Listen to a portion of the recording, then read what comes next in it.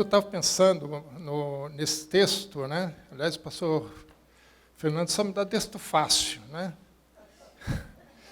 Então, um pouquinho de reverberação aqui na frente, por favor. Sim, sem problema, né? Primeiramente, os 4 cavaleiros do Apocalipse, né? Coisa assim, simples, fácil, tranquilo. Né? As coisas difíceis ficam para ele. Mas Apocalipse é um livro assim, que assusta um pouco as pessoas, né? Eu não sei porquê. Cada vez que eu leio, cada vez que eu estudo, eu fico, ao contrário, eu fico cada vez mais encantado com esse livro. E enquanto eu estava esperando, né, chegar o momento da ministração, uma palavra veio, não estava no script, mas eu quero passar para vocês essa palavra, para vocês começarem a mudar um pouco a visão, não só do Apocalipse, mas da Bíblia como um todo. Né? Abra comigo Isaías 44. Quem faz estudo comigo nas sextas-feiras já estudou esse texto comigo. Né? Isaías 44, versículos 6 a 8. Presta atenção nesse texto, irmãos. Depois desse texto, você vai ler a Bíblia de uma forma bem diferente. Isaías 44, de 6 a 8. Diz assim: Assim diz o Senhor, Rei de Israel, seu Redentor, o Senhor dos Exércitos: Eu sou o primeiro, eu sou o último, e além de mim não há Deus. Quem há, como eu, feito predições desde que estabeleci o mais antigo povo, que o declare e o exponha perante mim, que esse anuncie as coisas futuras, as coisas que hão de vir. Não vos assombreis. Eu vou repetir. Não vos assombreis. Nem temais. Esse é o objetivo da revelação, irmão. Não é para você temer, não é para você ficar aí desesperado. Acaso, desde aquele tempo, não vô-lo fiz ouvir? Não vô-lo anunciei? Vós sois as minhas testemunhas. Há outro Deus além de mim? Não, não há outra rocha que eu conheça. O que Deus está dizendo aqui? Isso aqui é um parêntese só. Deus está dizendo, eu estou revelando para vocês para provar quem eu sou. E eu estou provando para vocês quem eu sou e muito mais, a minha fidelidade, a minha capacidade, o meu poder de realizar aquilo que eu faço. E aqui é um desafio, ele diz, chama esses seus deuses aí, manda eles falarem, preverem as coisas, depois a ver se acontece. Esse texto é interessante, é maravilhoso, esse texto de Isaías. E ele fala assim, eu sou o primeiro, eu sou o último, e eu já declaro as coisas para vocês, e vocês são testemunhas minhas, se o que eu falei não cumpriu ou não. Então, se ele cumpriu no passado, ele vai cumprir no futuro. Vocês entenderam isso, irmãos? Então, como o texto diz, não vos assombreis, não temais. Simples assim. Apocalipse não é para você temer, não é para você ter medo. Quem tem que ter medo do Apocalipse é o pessoal que está dessa porta para fora, não dessa porta para dentro. Agora, vocês vão entender o que isso tem a ver com o capítulo 11, versículo 15 de Apocalipse.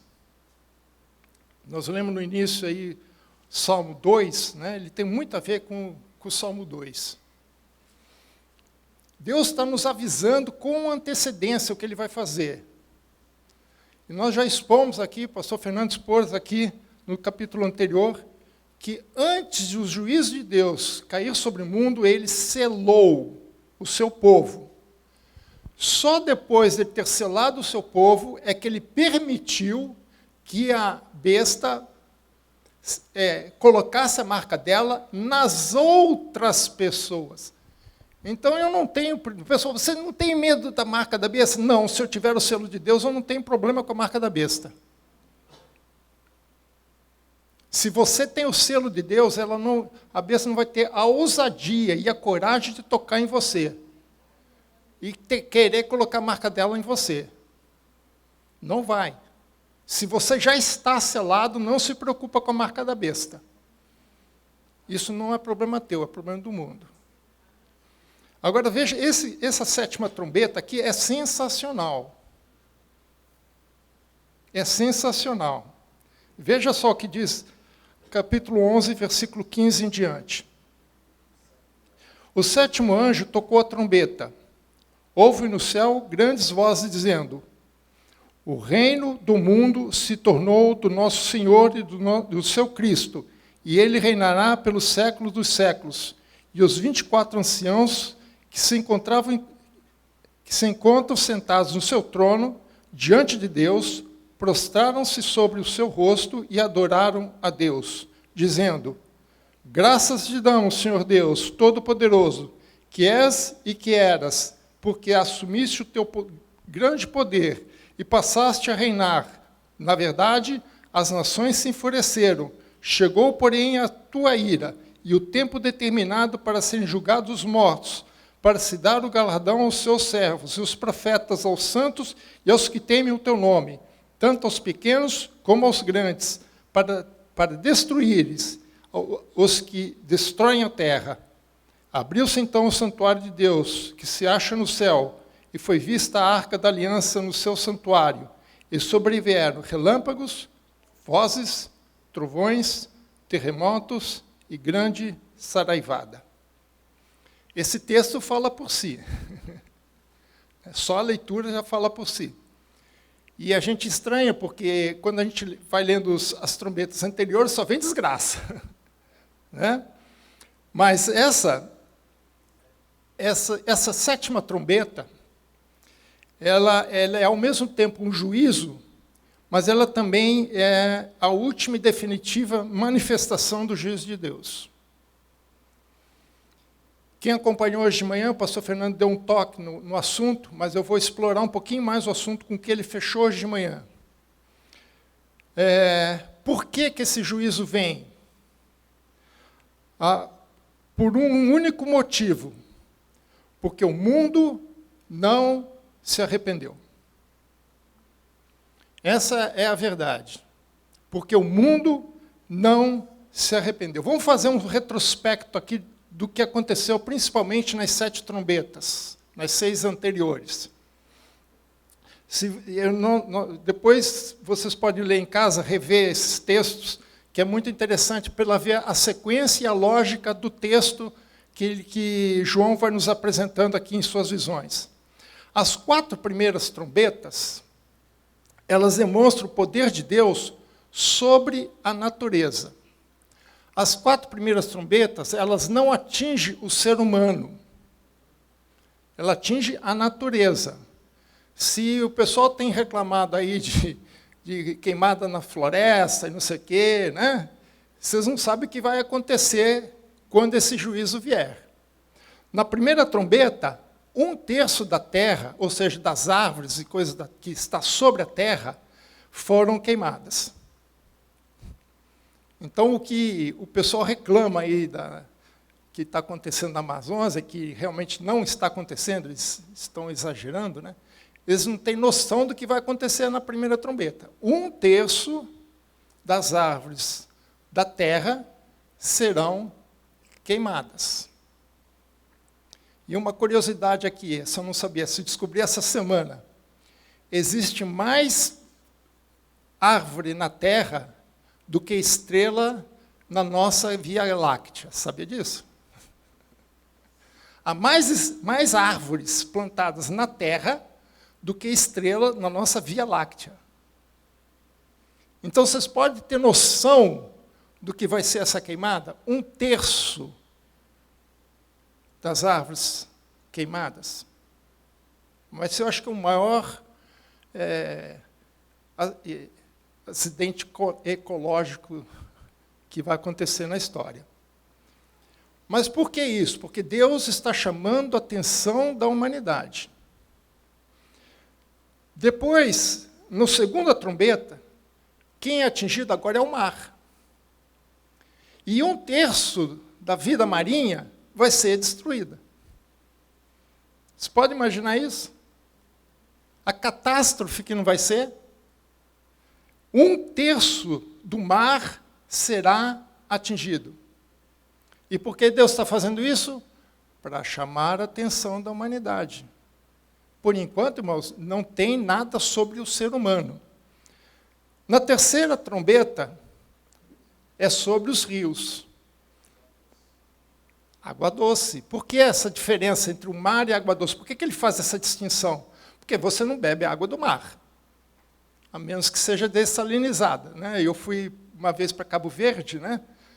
E lá é água dessalinizada. Eles têm muita pouca fonte de água lá, que é uma ilha vulcânica. Então, eles tiram do mar. A água que sai do mar. Você toma, nem parece, né? Mas ninguém vai lá no mar, né? Como é que é a praia do Gunga? Que o pastor Fernando sempre fala, né? Ele não vai lá, pega um copo e toma. Se ele fizer isso, ele vai morrer, porque é tanto sal. Mas a água doce que nós temos aí, essa serve para nós nos alimentarmos. Essa nós podemos beber. E é essa água que vai ser atingida. Ou seja, quando se atinge a água doce, se atinge também o ser humano, porque nós dependemos da água para viver. Você pode até ficar sem tempo, 30, 40 dias, até sem comer, mas 3, 4 dias sem beber água, você não pode. Então, vai começar a chegar próximo ao homem. Aí, na quarta trombeta, quem é atingido são os céus. E, novamente, 1/3 do céu é atingido. Então, veja, toda a natureza que Deus criou foi atingido. A terra, o mar, os rios e o céu. E o que aconteceu, então? Nada. Por quê? Porque os homens deveriam se arrepender. Deus está mostrando o seu poder, está demonstrando o seu poder, está chamando a atenção dos homens, e os homens, o que estão fazendo? Nada. Pelo contrário, nós vamos ver que a reação do homem é negativa e não positiva. Depois você rever o Salmo 2, você vai ver a reação do homem contra Deus, e Deus chamando a atenção. Até aqui é a natureza, mas nas 3 últimas trombetas, o que Deus vai atingir é a própria humanidade. Na 5ª trombeta, é a trombeta dos gafanhotos. O pastor Fernando já explicou aqui para nós. Quem quiser depois pode rever no YouTube, no canal da comunidade da igreja, que tem lá a exposição. E esses gafanhotos trazem tormentos. Isso depois você pode ver no capítulo 9, versículo 5. Ele traz tormentos. E sabe o que é interessante nisso aqui, irmãos? É que o texto diz que os homens vão procurar a morte, porque o tormento que eles vão estar passando é tão terrível que eles vão preferir morrer do que continuar sofrendo. Aliás, essa é a primeira causa de suicídio. Ninguém está falando aí por aí fora, mas o número de suicídios nessa pandemia aumentou, só que ninguém fala. Porque as pessoas estão angustiadas, a dor, o sofrimento que eles estão passando é tão grande que eles preferem morrer a continuar passando por esse sofrimento. E o texto fala, é muito interessante o texto, porque ele diz, a morte fugirá deles. Eles vão querer morrer. Já pensou, a pessoa correndo atrás da morte? Você não, né? Mas as pessoas correndo atrás da morte, a morte lá na frente e o cara correndo atrás, né? Eu vou pegar um carro, uma moto para tentar correr. E quanto mais corre, mais a morte corre. Hoje todo mundo corre da morte, né? Mas aqui eles vão correr atrás da morte. Ao contrário, inverteu. E sabe o que vai acontecer com isso, meus irmãos? Nada. Eles continuam não se arrependendo. Parece o faraó no Egito, né? E aí veio o 6º anjo. Quer dizer, no primeiro foi apenas tormentos. Nós não sabemos e nem quero saber que tormento que é. Mas a morte foge deles. Mas agora é ao contrário. Agora a morte os atinge, porque o 6º anjo, a 6ª trombeta, vem os anjos destruidores e matam 1/3 da humanidade. Você sabe o que significa isso, irmãos? A população atual do mundo é de 7 bilhões e 800 milhões de pessoas. Essa pandemia que nós estamos vivendo aqui, se você somar tudo, não dá nem 0,1% do que vai acontecer. Se você somar a população da China, que é a maior população do mundo, e da Índia, que é a segunda maior população do mundo, não vai dar o número de pessoas que vão morrer aqui. Vai desaparecer uma China, vai desaparecer uma Índia e mais alguma coisa. É só fazer a conta aí. 1/3 de 7 bilhões é mais de 2 bilhões de pessoas. Só a China e a Índia, 2,5 bilhões. Então, vai ser um pouco mais do que isso. E, mesmo assim, o que aconteceu? Nada. As pessoas não se arrependem. Mesmo com a morte ao lado dele, mesmo ele vendo o que está acontecendo, eles não se arrependem.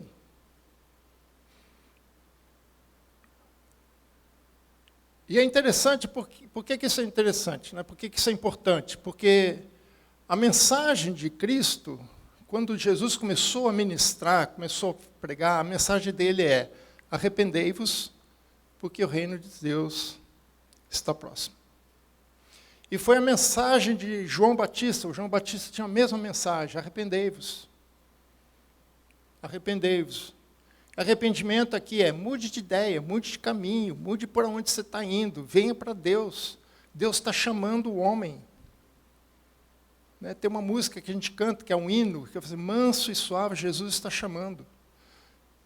Ah, você não veio pela mansidão, então veio pela dor. Como é que a gente fala, né? Se não é pelo amor, é pela dor. Mas nem pela dor eles estão vindo. Mas a mensagem o tempo todo é: arrependei-vos, porque está próximo o reino de Deus.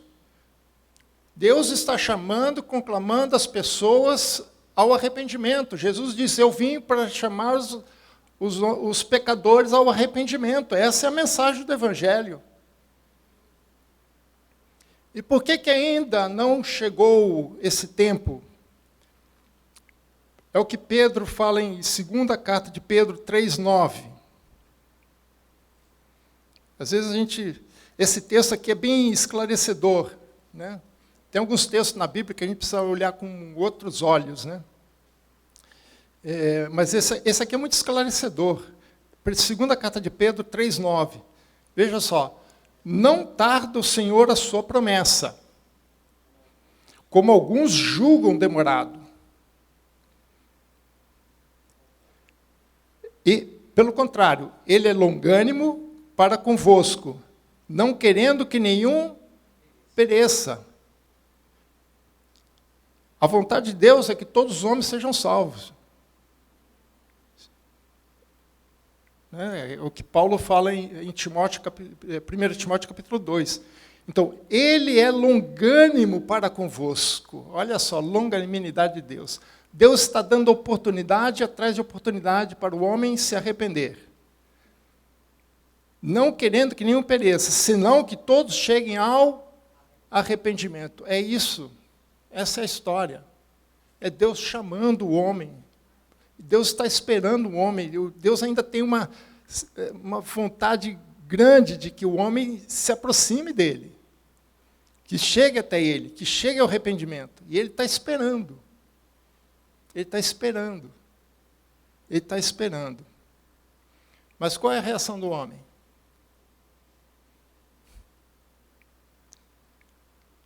Vamos estar lá para Apocalipse capítulo 9, versículo 20 e 21. O pastor Fernando já ministrou hoje de manhã, mas é importante esse texto para poder entendermos essa questão das trombetas, do que está acontecendo nesse quadro.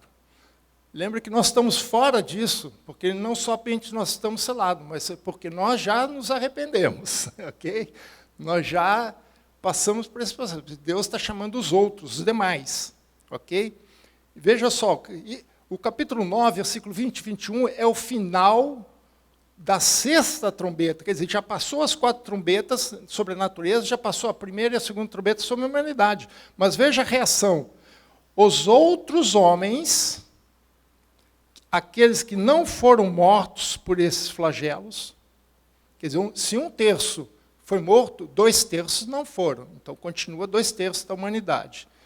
E é desses homens que o texto diz, os outros homens, aqueles que não foram mortos, não se arrependeram das obras das suas mãos, deixando de adorar os demônios, os ídolos de ouro, prata, cobre, pedra e pau, que nem pode ver, nem ouvir, nem andar, nem ainda se arrependeram dos seus assassínios, nem de suas feitiçarias, nem de sua prostituição, nem dos seus furtos. E aqui, irmãos, não é só no sentido literal, porque existem 2 tipos de assassinato. Aquele que é direto, que a pessoa tira uma arma e mata o outro, mas existe um indireto, que é, por exemplo, o caso da corrupção. Nós vimos aí que aconteceu no Rio de Janeiro. O 6º governador seguido do Rio de Janeiro sendo tirado do posto por conta de corrupção. E de onde que ele estava tirando corrupção? Da saúde. Quantas pessoas não morreram nessa pandemia por conta da corrupção? Por conta de pessoas que tiraram dinheiro dos recursos que eram destinados à saúde pública, a cuidar das pessoas que estavam acometidas pela doença, e esse foi desviado para os bolsos dessas pessoas, e pessoas morreram nos hospitais e morrem diariamente nos hospitais por conta desse tipo de atitude. Isso é assassinato, irmão. E é o pior assassinato que tem.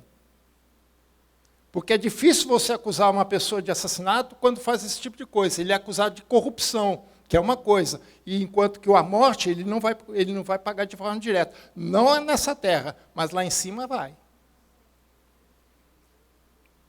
Lembre-se que Pedro fala, não, Deus não está tardando. Deus ainda está dando oportunidade, mas vai chegar uma hora que essa oportunidade vai acabar. E ele fala das feitiçarias, fala de prostituição. Prostituição é se vender por dinheiro. Corrupção é prostituição. Prostituição não é só sexo fora do casamento. Prostituição é toda vez que você abre mão de alguma coisa sua por dinheiro. Você se vender, isso é prostituição. E furtos é a mesma coisa, corrupção. Então, eles não se arrependem dessas obras. E Deus está chamando, Deus está dando oportunidade, Deus está dando. Só que tem uma hora, irmãos, que a coisa para, chega uma hora que não dá mais. Todo mundo fala, Deus é amor, canso de ver isso. Esquece que Deus também é justiça. Deus também é justiça. Veja Salmo 37, 28. Salmo 37, 28. Pois o Senhor ama a justiça e não desampara os seus santos. Serão preservados para sempre, mas a descendência dos ímpios será exterminada. Deus ama as pessoas, mas Ele também ama a justiça. Amor sem justiça é libertinagem. Você pode fazer o que você quiser, que você não vai ser punido. É o que acontece no Brasil. O grande problema do Brasil não é só a corrupção. O grande problema do Brasil é a impunidade. O juiz lá embaixo condena e o lote lá de cima libera. Isso é corrupção, irmãos, também. Não envolve dinheiro, mas envolve outras coisas. Isso é injustiça. Mas vai chegar um ponto, né, que esse tipo de injustiça vai ter um basta. Essa libertinagem, isso aí, você pode fazer qualquer coisa que você não vai responder por isso, vai acabar. A sétima trombeta, o que é? É esse basta de Deus. É a sétima trombeta. É o basta de Deus. O tempo de arrependimento chegou ao fim. Lembra do faraó, né? Se vocês lerem os primeiros 4, 5 pragas, né? Você vai ver no final assim, e o faraó não se arrependeu, o faraó endureceu o coração, o faraó endureceu o coração, o faraó endureceu o coração. O faraó endurecer o coração significa não se arrepender. Aí vai chegar uma hora que a coisa vai inverter, e Deus endureceu o coração do faraó. Porque chega uma hora que Deus diz, basta. E esse basta, irmão, vai chegar. E Deus já está nos avisando. Eu falei, esse basta vai chegar. Então isso, irmãos, não é para você ficar desesperado, é ao contrário. É para gerar em você esperança, para gerar você em fé, para gerar você em comunhão com Deus, o amor por Deus, porque Ele vai cumprir. Ele já disse lá em Isaías, tudo que eu falei eu cumpri, vocês são minhas testemunhas, e tudo que eu falar daqui para frente eu também vou cumprir, você também são minhas testemunhas. É isso que é fé, confiar que Deus é o poderoso para fazer tudo mais do que pedimos ou pensamos. A justiça vai vir, embora não pareça tardar, mas ela vai chegar, mais cedo ou mais tarde, o mundo vai pagar pelo que ele está fazendo. Eu tenho usado aqui um exemplo que o pastor sempre usa, que eu achei muito interessante, e eu gosto muito dessa ideia da parábola da vinha, né? Contrato de arrendamento. Né? Deus, quando criou o homem, deixou o homem com a responsabilidade de cuidar da terra. Né? Gênesis capítulo 1, né? Versículo 28. Cuidar da terra. Ele deixou sob o cuidado do homem. Só que o homem, ao dar ouvidos a Satanás, a autoridade que estava sobre ele, que era Deus, agora virou Satanás. E Satanás tem usado o homem, né, para dominar a vinha de Deus. Né? Então, lá no capítulo 21, né, nós não vamos ler, só vou ler 2 versículos aqui para a gente relembrar isso, que é a parábola da vinha. Né? O certo senhor tinha uma vinha, ele é proprietário, ele arrendou, e ele saiu do país, e quando chegou o momento de receber o pagamento pelo arrendamento, cada servo dele foi espancado, outros mortos, até que ele chegou, manda o filho, e os arrendatários falaram assim, bom, esse é o filho, se a gente matar, a gente fica com a vinha. Né? Que é o que aconteceu. Jesus veio, que é o Filho de Deus, o que eles fizeram com o filho do Senhor da vinha? Mataram. Né? E aí, no versículo 40, do capítulo 21 de Mateus, ele fala, Jesus coloca a questão para os seus ouvintes, os judeus. Quando, pois, vier o Senhor da vinha, que fará aqueles lavradores? E eles próprios dão a própria sentença. Né? Fará perecer horrivelmente a esses malvados, e arrendará a vinha a outros lavradores, que lhe remetam os frutos dos seus devidos tempos. Quando a 7ª trombeta toca, é o Senhor da vinha que está voltando. É o Senhor da vinha que vem fazer justiça, que vai fazer valer o contrato. A vinha está na mão do arrendatário, mas ele não pode fazer qualquer coisa da vinha. Nós temos advogados aqui, a gente sabe que existe uma diferença entre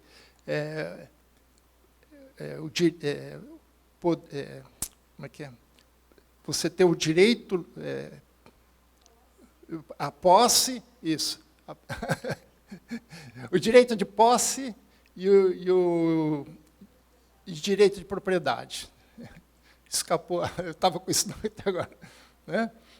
O arrendatário tem o direito de posse, mas ele não tem o direito da propriedade. Ele pode usar o local, mas ele não pode fazer, ele não pode vender, ele não pode modificar sem autorização do proprietário. Então, se ele quiser fazer alguma coisa na casa, ele tem que pedir autorização para o proprietário. Eu tenho uma casa alugada, né, que é assim. Né, quando o locatário lá pede alguma coisa, ele tem que falar comigo primeiro, eu tenho que autorizar, senão ele não pode, porque ele só tem a posse, mas ele não tem a propriedade é minha. É o que acontece, a propriedade da terra não pertence ao homem, pertence a Deus. Nós só temos a posse, mas não a propriedade. Como o pastor Fernando lembrou aqui, do Senhor é a terra. Ele é o Criador. E é interessante que, em todo o texto aqui, a gente vai vendo uma evolução de como Deus está se apresentando ao homem. Primeiro, ele se apresenta como Criador, depois como Remidor. Agora, ele vai ser apresentado como soberano, como juiz. A 7ª trombeta é isso. Esse quadro é importante a gente entender como um todo, porque senão a sétima trombeta parece alguma coisa fora do contexto, e não é. No fundo, é a pior de todas as coisas que poderia acontecer com o homem, porque agora não tem mais jeito, acabou. É o basta de Deus. O tempo de arrependimento já foi. Agora as pessoas vão sofrer as consequências dos seus atos. A história vai mudar de curso. Então, voltando para o texto, versículo 15. Quando o sétimo anjo toca a trombeta, 3 fatos acontecem. Primeiro fato, há uma proclamação de vitória. Ele diz assim, o sétimo anjo tocou a trombeta e houve no céu grandes vozes dizendo, o reino do mundo se tornou do nosso Senhor e do seu Cristo. Ele reinará pelos séculos dos séculos. O que ele está dizendo é o seguinte, o Senhor da vinha está restaurando a sua propriedade, está retomando para si o seu direito de propriedade e tomando posse dela. Agora, daqui para diante, o mundo está nas mãos de Deus. Deus está no controle de todas as coisas, irmãos. Nada lhe escapa. E aqui, irmãos, é o grande tema de Apocalipse, o estabelecimento do reino de Deus na terra. Esse é o tema de Apocalipse. Deus está cumprindo o mandato. Deus está recuperando o seu controle. Não que ele não tivesse perdido, assim, Deus está fora do controle. Não está fora do controle. É a questão do direito de propriedade e o direito de posse. Deus cedeu o direito ao homem, mas agora ele está restaurando esse direito. Ele nunca perdeu a propriedade, sempre foi dele. Só que agora, além da propriedade, ele também está tomando a posse de volta. Chega, basta, vocês não estão sabendo lidar com aquilo que eu estou colocando na mão de vocês, eu recupero, eu tomo de volta. Isso que acontece em qualquer empresa, se um funcionário não faz a coisa direito, o que o chefe faz? Toma aqui de volta, você está fora. Né? Tem gente aqui que é gerente de loja, né? Se um funcionário não obedece ou faz a coisa errada, que você chama a atenção 1, 2 vezes, chega uma hora que não dá. Você fala, sinto muito, tchau, vai para casa, vai fazer outra coisa. É o que Deus está fazendo. Ele nunca perdeu o controle, irmãos. Ele cedeu o controle, mas ele não perdeu o controle. A propriedade continua sendo dele. E agora o que ele vai fazer é restaurar tudo isso. O projeto de Deus inicial do que ele deveria ser está sendo recuperado. A segunda coisa que o texto nos mostra é uma aclamação de louvor. Então, primeiro, uma aclamação de vitória. O reino de Deus voltou para as mãos do nosso Senhor. Agora, a segunda coisa que nós vemos aqui é uma aclamação de louvor. Versículo 16 e 17. E os 24 anciãos que se encontram sentados no seu trono, diante de Deus, prostraram-se sobre o seu rosto e adoraram a Deus. Eu estava vendo, irmãos, o que tem a palavra de adoração em Apocalipse. A gente só vê para besta, né? Mas não vê como tem louvor, como tem adoração. Novamente, aqui os 24 anciãos se prostram de rosto, eles caem no chão e adoram a Deus, dizendo, graças te damos, Senhor, Deus Todo-Poderoso. Eu gosto dessa expressão, porque agora ele está mostrando o poder absoluto de Deus para a humanidade. Ele não está se apresentando como o Deus dos exércitos, outra epítome, né, outro tema, o título dele. Ele está falando, ele está usando o seu poder. Ele é o Todo-Poderoso. Em grego, Pantocrator. Em hebraico, Shaddai. Shaddai é todo-poderoso, aquele que tem todo o poder na sua mão. Que és e que eras, porque assumiste o teu grande poder e passaste a reinar. Sabe, irmãos, aqui, embora seja uma adoração, eu entendo esse texto aqui como um alívio. Como um alívio. Como sendo assim, finalmente, Finalmente aconteceu. Né? João capítulo 12, versículo 31, João 12, 31. Ele diz assim: chegou o momento de ser julgado este mundo, e agora o seu príncipe será expulso. Chegou o tempo, irmãos, é um alívio. Acabou. Sofrimento acabou. Embora todo aquilo que nós vimos nas trombetas anteriores tenham como objetivo o mundo, nós estaremos aqui vendo o que está acontecendo. Nós não vamos, o juízo de Deus não vai cair sobre nós, vai cair sobre o mundo. Mas como nós estamos aqui, nós vamos sofrer indiretamente. Como nós estamos sofrendo aqui indiretamente a questão da pandemia. Né? O juízo de Deus vai ser para o mundo, mas nós vamos estar sofrendo junto. Não que ela vai cair sobre nós. Mas indiretamente nós estamos vendo as coisas. Mas chega uma hora que chega, e é um alívio mesmo. Graças a Deus. Eu gosto desse termo, graças de damos, Senhor, graças a Deus, acabou. Acabou.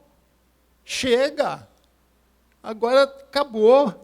Cristo está reassumindo o controle do seu reino.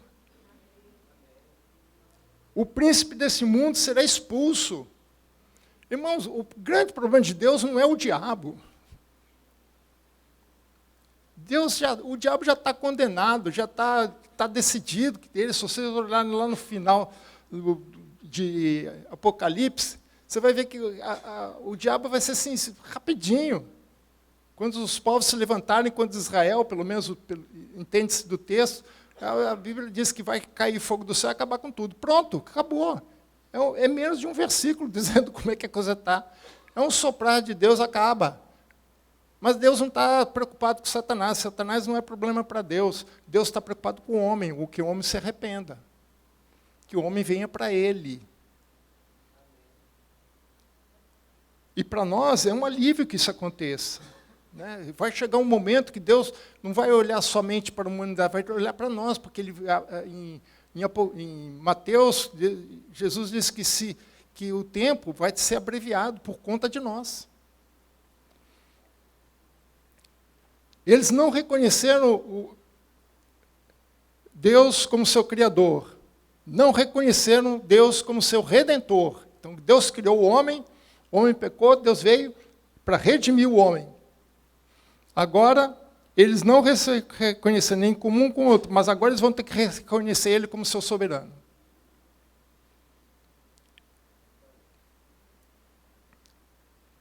É o que Filipenses 2, 9 e 11 fala. Filipenses 2, de 9 a 11 diz assim: pelo que Deus o exaltou sobremaneira, e lhe deu um nome que está acima de todo nome, para que ao nome de Jesus se dobre todo o joelho, nos céus, na terra e debaixo da terra. Os anjos, os vivos e os mortos. E toda língua confesse que Jesus Cristo é o Senhor. É para isso que Jesus veio, meu irmão. Não é para ser Salvador. Salvador é uma questão contextual, precisa. Mas o objetivo de Deus é que Jesus seja Senhor soberano sobre toda a sua criação. E se eles não reconheceram de um jeito, agora eles vão ter que reconhecer de outro. Infelizmente, tarde demais, mas vão ter que reconhecer. Eles vão estar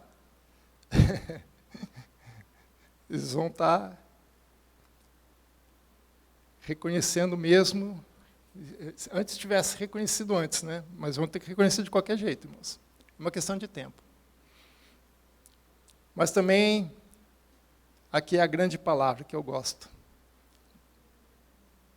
Há um ato de julgamento, que Cristo julga justamente. Veja a primeira parte do versículo 18.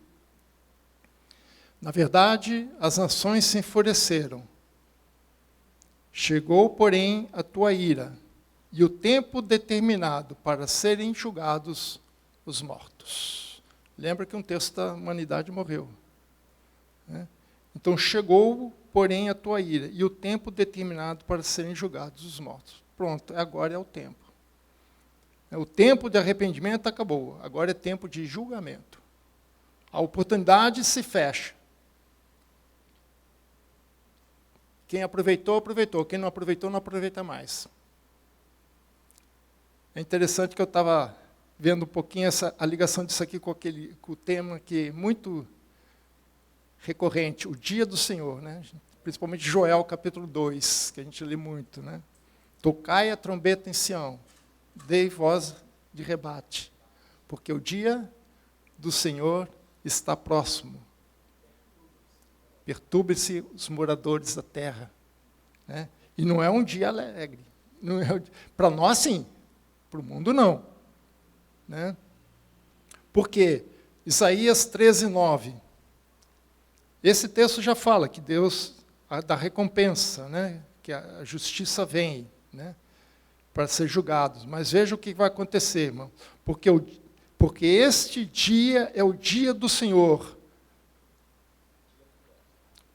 Não, desculpa. Isaías 13:9. Eis que vem o dia do Senhor, dia cruel, com ira e ardente furor, para converter a terra em assolação e dela destruir os pecadores. Não são os santos, são os pecadores. E depois em Jeremias, se quiserem ler depois, 46:10, ele fala que é dia de vingança contra os seus adversários. Dia de vingança, Jeremias 46:10. Então, Deus vai vingar os seus. Por quê? Porque eles não se arrependeram das suas obras. Em Apocalipse 16:11, ele fala um pouquinho mais, porque, na verdade, aqui são ciclos, né, de apresentação. Esse aqui é o terceiro, nós estamos terminando o segundo ciclo, entrando no terceiro ciclo. A partir do capítulo 12 é o terceiro ciclo, que vai abrindo, cada ciclo, a revelação vai se abrindo. Né? No capítulo 16, versículo 11, ele fala assim, e blasfemaram o Deus do céu. Blasfemaram o Deus do céu, por causa das angústias e das úlceras que sofriam, da quinta trombeta. E não se arrependeram das suas obras. Ou seja, Deus está chamando a atenção deles, está mostrando para eles se arrependerem, e eles, em vez de se arrependerem, ainda blasfemam contra Deus porque é daquilo que eles estão sofrendo. Eles estão tão acostumados com a impunidade, tão acostumados com a corrupção, que eles não entendem por que eles estão sofrendo, e eles estão blasfemando Deus. Em vez de reconhecer Deus, em vez de reconhecer a justiça de Deus, reconhecer que eles estão errados, não, eles estão culpando Deus. E eu já vi tanta gente fazer isso, irmãos. Culpar Deus. Quem é um pecador somos nós, não é Deus. Se Deus quiser, se Deus desejasse, né, ele poderia acabar com todos nós. A gente dá um sopro, como se apaga a vela em festa de aniversário, não essas novas aí que ficam acendendo o tempo todo, né, mas essas antigas. Hoje tem umas estrelinhas no meio que ela vai reacendendo, né? Mas aquelas antigas, você dá um soprinho, acabou. Ele poderia fazer isso. Mas Deus não quer destruir a sua própria criação. O homem é a glória de Deus, é a obra suprema de Deus, a obra-prima de Deus. É o único ser que tem a imagem de Deus impressa nele. É o único ser que o seu próprio Filho se encarnou na própria condição. E o Verbo se fez carne e habitou entre nós. Mas eles blasfemaram Deus, porque não se arrependeram. Então, a esses vem o juízo.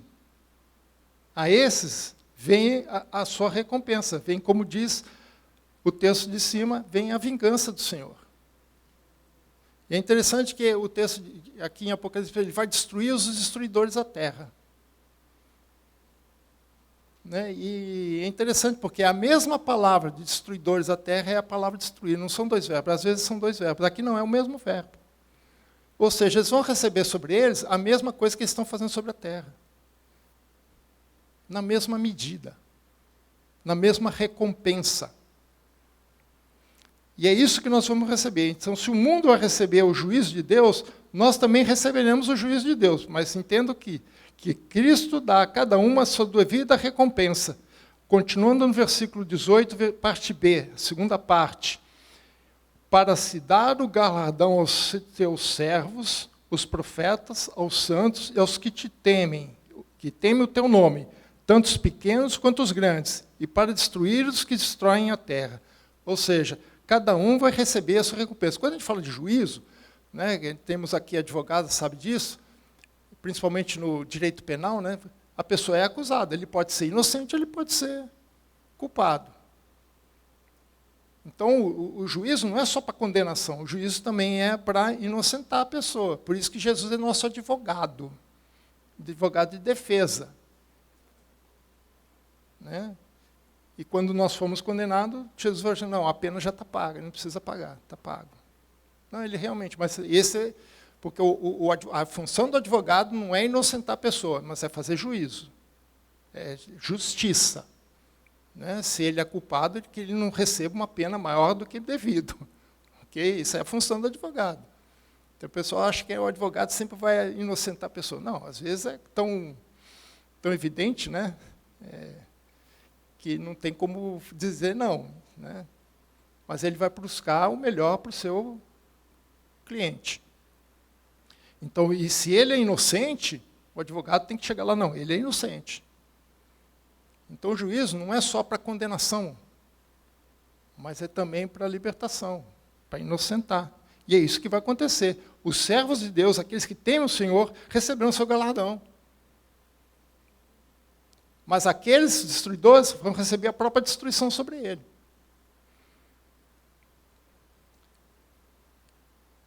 Volta lá comigo, capítulo 6, versículo 10. Esse versículo aqui a gente já comentou antes. Eu acho, nós não podemos desmontar as coisas são muito intrínsecas entre uma e outra, uma coisa fecha com a outra. Aqui é uma resposta de Deus para uma pergunta que foi feita no capítulo 6, versículo 10, que diz assim, clamaram em grande voz, esses são os santos que estão no pé do altar, né, do Senhor, né? Clamaram em grande voz, dizendo, até quando, ó soberano Senhor, santo e verdadeiro, não julgas nem vingas o nosso sangue dos que habitam sobre a terra, aqueles que foram mortos pelo nome de Jesus? Então eles perguntam, até quando não julgas e não vingas o nosso sangue? A resposta é a sétima trombeta. Agora Deus está dizendo aos seus santos, lembra que lá no capítulo 6, ele falou assim, aguenta um pouquinho aí, aguenta mais um pouco. Segura aí. Agora é a resposta. Agora Deus vai responder. Até agora. Agora é o momento de julgar. Esse momento, para nós, é um momento de júbilo. É um momento de alegria. É um momento que Deus vai nos exaltar e nos dar o nosso galardão. Mas para os ímpios, é um tempo de enfurecimento. Capítulo 2 de Salmo, né, diz que as nações da terra se enfureceram contra Deus. E esse texto também fala isso. Eles se enfureceram contra Deus. Para nós, os santos, nós receberemos nossos galardões, nossa recompensa pela nossa fidelidade a Deus. Mas os ímpios receberão as suas punições. E é interessante que, como lá na parábola, eles próprios disseram qual era a própria condenação deles. Já pensou, você chegar lá no tribunal, o juiz perguntar assim para você, qual é a sentença que você daria para esse caso? Eu falei, isso. Então, pô, a sentença é tua. Foi exatamente isso que aconteceu com Davi, com Batseba, né? Quando ele chegou lá para o Natan, né? Foi falado sobre o pecado dele, do adultério com Batseba, né?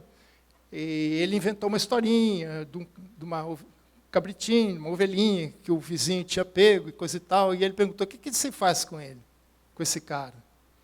Né? Ele falou assim, ele tem que pagar 4 vezes pelo que ele roubou. Isso é a lei de Moisés que dizia, viu, irmãos? Ele só citou a lei de Moisés. A lei de Moisés dizia que, nesse caso, ele tinha que pagar 4 vezes pelo que ele roubou. E Natan falou assim, você é o homem. E ele perdeu 4 filhos. Ele mesmo deu sua própria sentença. perdeu 4 filhos. Porque ele matou um homem, ele perdeu 4 filhos. E aqui eles também estão recebendo a própria punição deles, aquilo que eles mesmos definiram para eles. Por isso que o texto fala, os destruidores serão destruídos. É a própria sentença. E para os santos será um dia de glória, mas para os pecadores, para os ímpios, será um dia de ira.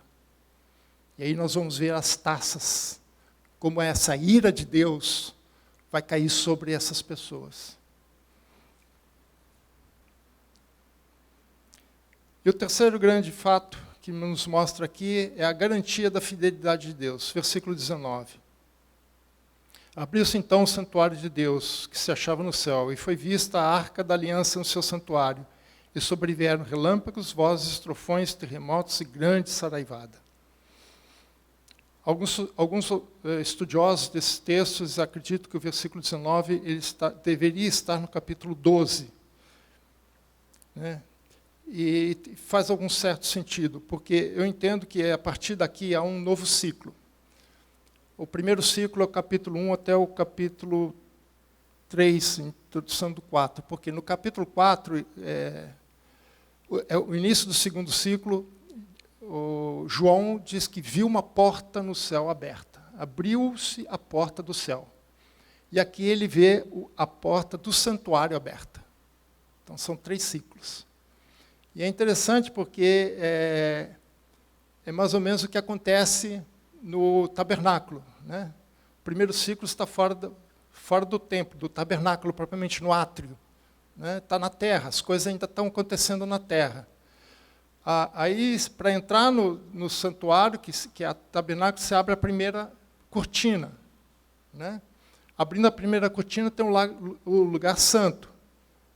Então, é quando abre as portas do céu, e ele vê o céu, ele vê o lugar santo. Depois disso, ainda tinha uma terceira área, né, que era o lugar santo dos santos, onde ficava a arca da aliança, o propiciatório. Ali só entrava o sumo sacerdote uma vez por ano, no dia de Yom Kippur, dia da expiação. E esse lugar era fechado por um véu, que vinha de alto a baixo. E que esse véu foi rasgado no dia que Jesus morreu. E agora, nesse ciclo, ele vê o quê? Ele abriu-se o santuário. É como se a terceira área do tabernáculo estivesse abrindo. Agora abriu-se o santo dos santos. E o que ele vê lá dentro? A arca da aliança. É por isso que algumas pessoas acham que a arca da aliança Deus arrebatou. Não sei. Como são visões de Deus, visões, a gente não sabe se isso aqui é literal, tão literal assim, ou se é simbólico. Porque qual a importância disso aqui? Né? O santuário está aberto. O acesso a Deus está aberto. A arca da aliança simbolizava a aliança de Deus com o homem.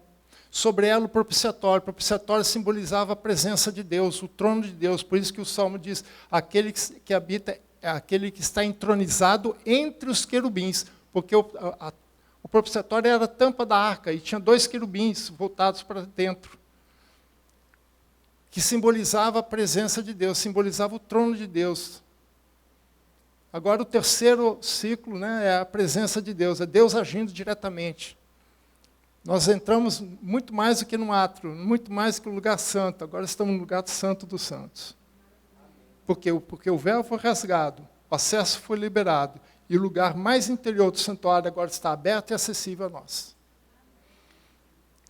A Arca da Aliança aqui, irmãos, simboliza o memorial de fidelidade de Deus para com os homens. Deus cumpriu toda a sua parte, todas as alianças que Deus fez. Quem descumpriu foi o homem, desde Adão até hoje. E isso a Arca da Aliança vai nos mostrar que Deus continua mantendo a sua aliança. Ou seja, a sua palavra para com os homens. O que ele disse, ele vai cumprir. Mas ela também fala de comunhão. Comunhão do homem com Deus. E que agora nós podemos desfrutar dessa comunhão com Ele. É o que nós fazemos na Santa Ceia. Santa Ceia é a comunhão. Não é só a igreja juntos, mas é a igreja junto com Cristo. Fazer isso em memória de mim. É a comunhão entre nós e Deus. Então, essa comunhão será desfrutada por todos. Essa é a nossa recompensa maior, irmãos. Estarmos na presença de Deus, termos esse acesso pleno com Deus. A Arca da Aliança está lá para nos dar essa garantia. Para finalizar, eu quero ler um texto que eu gosto muito, de Jeremias 31. Só vamos ler 33 ao 34.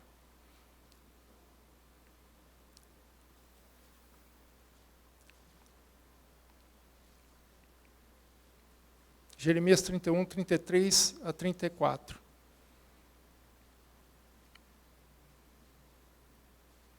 Porque essa é a aliança que firmarei com a casa de Israel, depois daqueles dias, diz o Senhor. Na mente lhes imprimirei as minhas leis, também no coração lhes escreverei. Eu serei o seu Deus, e eles serão o meu povo. Não ensinará jamais cada um ao seu próximo, nem cada um ao seu irmão, dizendo, conhece o Senhor, porque todos me conhecerão. Conhecer aqui é ter intimidade com a pessoa. Não é conhecer no sentido intelectual, não é no sentido cognitivo, é no sentido de ter comunhão, de conhecer a pessoa por caminhar junto. Todos me conhecerão, desde o menor até o maior, diz o Senhor, pois perdoarei as suas iniquidades e dos seus pecados jamais me lembrarei. Essa é a 7ª trombeta. Para nós, dias de glória. Para nós, dias de recompensa. Para nós, dias de alegria, de festa. O problema é para o mundo. É dia de, por isso que o texto fala do dia do Senhor, dia de escuridão. A ira do Senhor vai se derramar sobre a terra, infelizmente, porque o tempo do Senhor já deu. O tempo de arrependimento já passou. Agora Deus vai vingar os seus santos. E essa é uma mensagem de alegria, irmãos. É tristeza pelo mundo, infelizmente. Pessoas vão recusar a Deus. Mas é feliz para nós, que somos fiéis a Ele, que nos mantemos fiéis a Ele. Embora toda essa... Eu não chamo nem de pandemia, eu chamo de pandemônio. Que o que está acontecendo para mim é um pandemônio. Se a gente lê, vê o que está acontecendo, os governantes, os ditos cientistas, estão todos confusos. Mas nós não. Porque Deus está conosco. Deus já está avisando as coisas antecipadamente. E é que eu digo, já falei aqui várias vezes, eu digo para todo mundo, a minha vida não está na mão de um vírus. A minha vida está na mão de Deus. Amém? Deus os abençoe, irmãos. Isso é palavra de esperança, irmãos. Isso é palavra de alegria. Não é para você ficar triste, não. Apocalipse diz, bem-aventurado o que escuta, o que lê e os que escutam esta palavra. Amém? Deus os abençoe, irmãos.